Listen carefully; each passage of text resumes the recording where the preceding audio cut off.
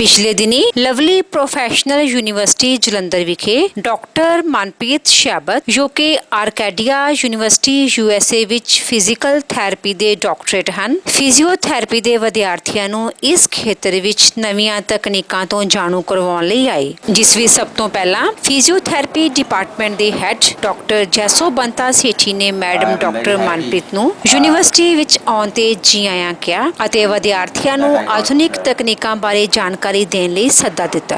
I am very happy that I got Dr. Manpreet Kaur Sewat from Force Hospital in US, the licensed clinical physiotherapist, specialized in vestibular rehabilitation. And she is doing her doctoral physiotherapy after completion of MS and BPT. Today she will be talking on vestibular rehabilitation. While coming this, I was told that she is the dizzy doc. Dizzy doc, the doctor who is consulting all the dizziness. So the known dizzy doc is here with us. So we all will be very happy to hear from her. And of course, it is very essential for my undergraduates, postgraduates, and doctorates. ਉਪਰੰਤ madam doctor Manpreet ji ਨੇ physiotherapy ਦੇ ਖੇਤਰ ਵਿੱਚ ਨਵੀਆਂ ਤਕਨੀਕਾਂ ਤੋਂ ਵਿਦਿਆਰਥੀਆਂ ਨੂੰ ਜਾਣੂ ਕਰਵਾਇਆ। Guys, it's for the presentation is on vestibular rehab, but the topic is BPPV because vestibular rehab itself is a huge like I spent already 6 months in learning it, and I think I still have 6 months more to go if I want to go really deep into that. Okay, so it's just one topic we're going to cover because the prevalence of BPPV is really high in geriatric population, and we have seen the cases as low as 4 years of age. Okay, so you guys can pass these tests on and put your names on and try to share your emails because I will be probably connecting you back if you're interested in your vestibular rehab. Okay, so pass out the handouts, fill the test. No worries, nobody's gonna grade you on that. It's not your QPA, GPA or anything. It's just what you learn at the end. Okay, if you ever get a chance, if you ever I don't know if they do that here. In USA we have an open body, like that dissected body, exhibitions. And when you enter exhibition, the first thing you see, they have a huge table and a box, and a little vestibular bridge sitting in that. When you see that, this is how it looks like. And you will see, and this is small, really small tiny part. But the function, if you lose this thing, you're done. I mean, basically gone. Because you can't even sense where your body is moving. You can't sense it without this system. So this is another picture of vestibular bridge showing you posterior semicircular canal and displaced roticonia. Let's talk about displaced roticonia. That's what we say BPPV causes. What is BPPV? Free floating body. That's how we explain the simple layman language. Free floating body. How I show to my patient when I get a snowball, you know the snowball, you just shake it and there's so many flurries in it. That's how I tell some of my geriatric patients. I show them the snowball and I tell them this is what happened in your ear, that's why you're dizzy. You're not dizzy because you fell, this is what happened in your ear, because then they get to know it and they learn it the easiest way they can. So these otoconia basically you fall from the place where they don't belong and then get stuck at weird places. I will tell you all about the weird places they get stuck in. Okay, so this is the function of semicircular canal that I already told you.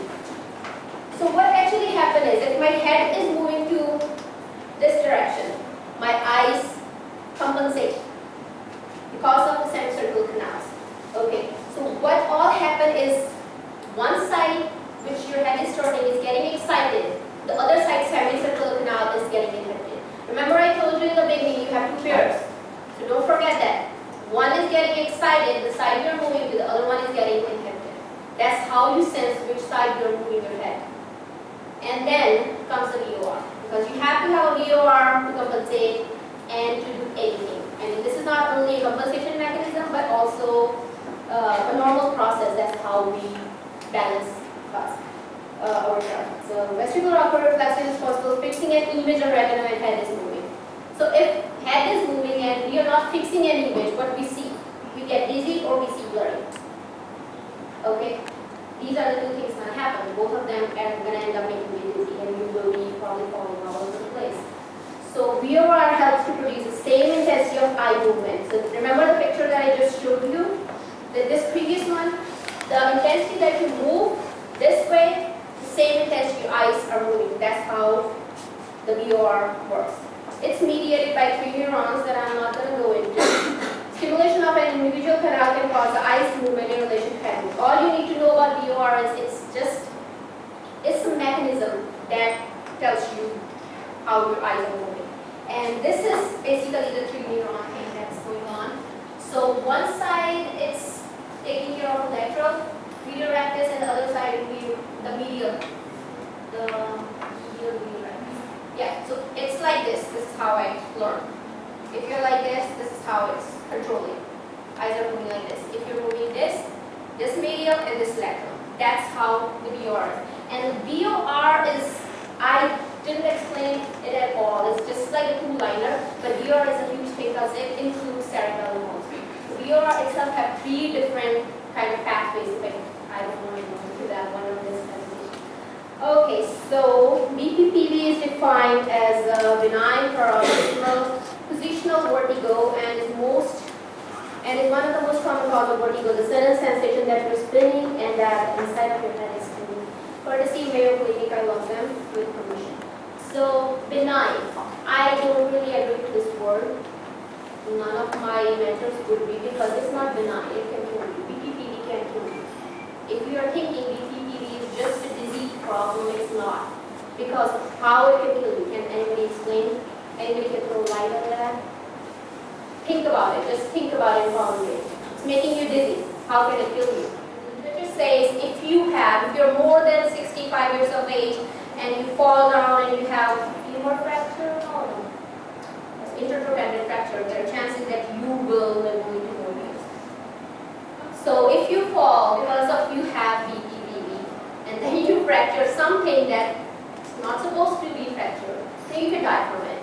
Now, when they say dizziness and vertigo, those sometimes the terms are overlapping, sometimes are not. I don't know how people come to you and say, like, mostly probably they will come and say chakra on there, right?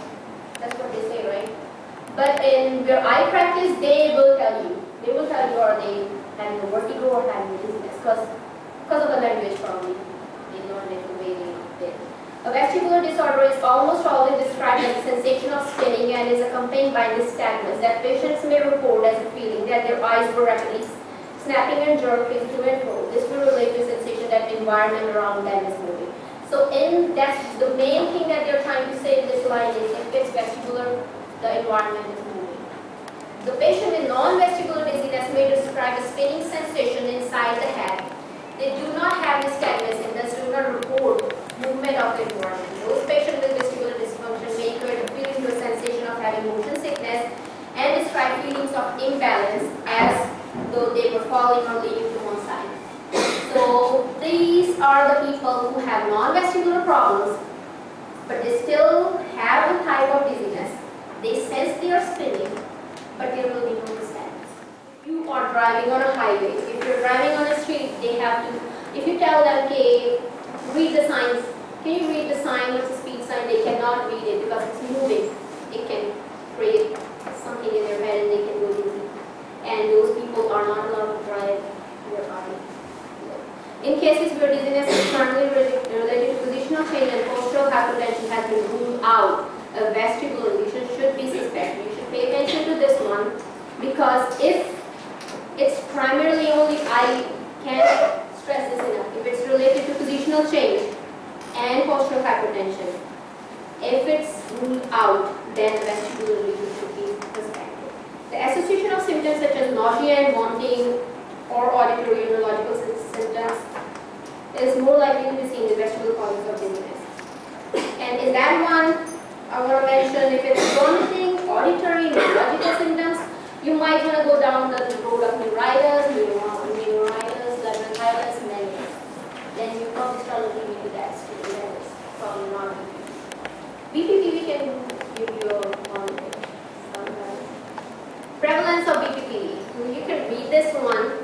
The older you get, there are more chances of you getting dizziness secondary to BPPV. One study suggests that 50% of all dizziness when given the case of geriatric population is due to BPPV. And this is the research done by these people. They gave the above points. In one study, 9% of group of urban developing elders were found to have undiagnosed BPPV. I want to mention this study that was done, mentioned to me by one of my mentors, that the study was done and subjects were recruited, everything was done. They did not know at all that they had BPPV. Once they did the tests, then they found out and they told them that's why you are dizzy. When you are given chemotherapy and you have platinums, and then you can go dizzy. So it's not really easy to do. Is it BPPV? Is it dizziness from the drugs? And it can give you BPPV. Drugs known to cause temporary damage, salicylate like aspirin and quinine, and loop diuretics, they can give you temporary damage also. Okay, here comes the best part. The Dix-Hallpike test. The test is performed for posterior canal. So now, remember in the beginning I told you you have 3 canals. So this is for the posterior canal. That's the most common BPPV, is the posterior canal BPPV. So when you do this test, you will know. If that's positive, it's posterior canal. You don't have to go. It have a kind of loony-toony specificity and sensitivity, but still that's the best we have got. You turn the head to the right. If you're testing it for the left canal, you turn it to the left. How many degrees?